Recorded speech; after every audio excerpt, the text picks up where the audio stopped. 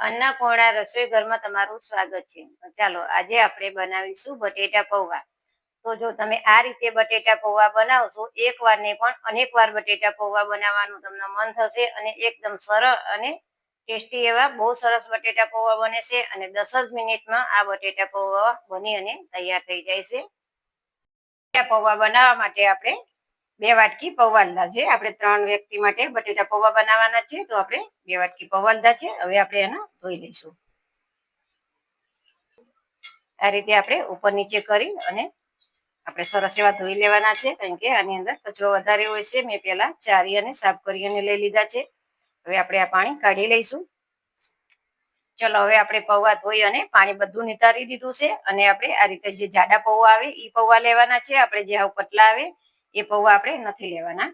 હવે આપણે આની અંદર ખાંડ નાખી દઈશું। જો તમારે ગળપણ જોતું હોય એ પ્રમાણે ખાંડ નાખવાની અને જો તમે ખાંડ વાળું ના ગમતું હોય તો તમે સ્કીપ પણ કરી શકો છો। હવે આપણે આમાં પૌવાના ભાગનું મીઠું નાખી દઈશું।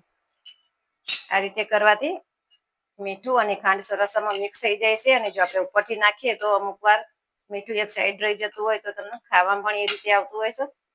પૌવા ખાવાની આપણને મજા નથી આવતી। હવે આપણે આને સાઈડમાં રહેવા દઈશું ઢાંકી અને આપણે તેલ ગરમ થવા મૂકી દીધું છે। તેલ આપણે 2 મોટી ચમચી લીધું છે। ચલો હવે આપણે તેલ ગરમ થઈ ગયું છે તો આપણે અડધી ચમચી જેટલી રાઈ નાખીશું અને રાઈ થોડી કકડે તરત જ આપણે શિંગદાણા નાખી દઈશું। હવે આપણે આને થોડાક થવા દઈશું। ચાલો આપણા શિંગદાણા સરસ થઈ ગયા છે। જો સરસ ફૂટી ગયા છે। હવે આપણે આમાં થોડું જીરું નાખીશું અને ચપટીક આપણે હિંગ નાખીશું। હવે આપણે આમાં ઝીણા સમારેલા મરચા લીધા છે 3 નંગ। કટિંગ કરીને આપણે લીમડાના પાન લીધા છે અને છીણીને થોડુંક આપણે આદુ લીધું છે। આદુ પૌવામાં બહુ સરસ લાગે છે।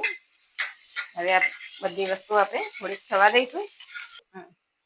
ચલો હવે આપણે આ બધી વસ્તુ સરસ સંતરાઈ ગઈ છે। હવે આપણે બટેટા ઝીણા સમારી અને રાખેલા હતા એ નાખીશું। બટેટા આપણે પાણીની અંદર જ નાખવાના છે। જો તમે એમને બટેટા સમારી અને તરત આમાં નાખી દેશો તો એ બટેટા તમારા ચબ્બડ થઈ જશે અને આ રીતે નાખશો તો એની અંદર થોડોક મોચરનો ભાગ રહેશે તો બટેટા તમારા ચડવામાં પણ બહુ સરસ ચડશે। મિક્સ કરી લઈશું।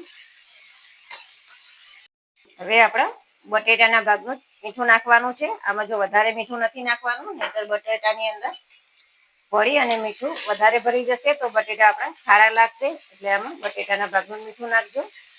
હવે આપણે આની અંદર અડધી ચમચી જેટલી હળદર નાખવાની છે। મિક્સ કરી લઈશું। ચલો હવે આપણે આને ઢાંકી અને 1 મિનિટ માટે કૂક થવા દઈશું। હવે આપણે જોઈ લઈએ 1 થી 1.5 મિનિટ જેવું થઈ ગયું છે અને વચ્ચે મેં એકાદ વાર ખોલી અને હલાવ્યું હતું। જો આ રીતે આપણે બટેટું ચેક કરી લઈએ તો તરત જ આસાનીથી તૂટી જાય છે। એટલે આપણે બટેટા બહુ સરસ ચડી ગયા છે। હવે આપણે જે આ પૌવા ધોઈ અને રાખેલા હતા એ આ રીતે જો એકદમ છૂટા છૂટા થઈ ગયા છે અને મીઠું અને ખાંડ નાખવાથી એકદમ કૂણા અને બહુ મસ્ત બન્યા છે। આ રીતે આપણે બધા છૂટા કરીને આ રીતે છૂટા છૂટા જ નાખવાના છે એટલે કોઈ ગાંઠા ના રહે આની અંદર। આપણે બટેટા પૌવા બધા નાખી દીધા છે। હવે આપણે આમાં અડધું લીંબુ નીચોવીશું। તો લીંબુ વધારે નીચોવું નહીં નહીંતર ખાટા થઈ જશે તો પણ મજા નહીં આવે તમને ખાવાની। હવે આપણે મિક્સ કરી લઈશું। આ રીતે આપણે સરસ મિક્સ કરી લીધું છે અને આપણે આખી પ્રોસેસ એકદમ ધીમા ગેસ ઉપર કરી છે।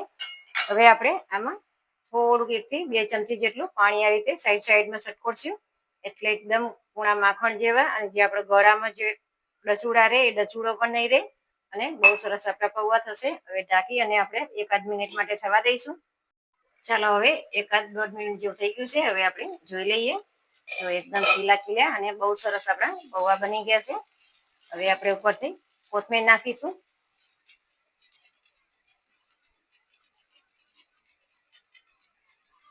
ચાલો હવે પૌવા આપણે નીચે ઉતારી લઈશું અને જો આ પૌવાને આપણે એમ થાય કે અડધી કલાક પછી આપણે જમવા બેસવું છે તો ગરમ રાખવા હોય તો આ રીતે આપણે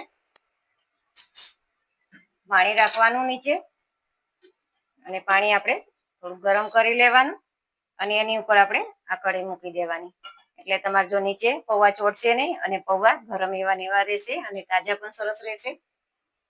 પૌવા તૈયાર છે. તો આપણે એની ઉપર સેવ નાખીશું અને દાડમ નાખીશું. તમે કોઈ પણ સેવ તમે નાખી શકો છો. તમે પતલી આવે જાડી આવે કોઈ પણ તમે સેવ નાખી શકો છો. અને આની અંદર તમે ડુંગળી પણ નાખી શકો છો. દ્રાક્ષ સૂકી દ્રાક્ષ પણ તમે નાખી શકો છો. તો તમને આ રેસીપી વિડીયો ગમ્યો હોય તો લાઈક કરો, શેર કરો અને સબસ્ક્રાઈબ કરવાનું ભૂલતા નહીં.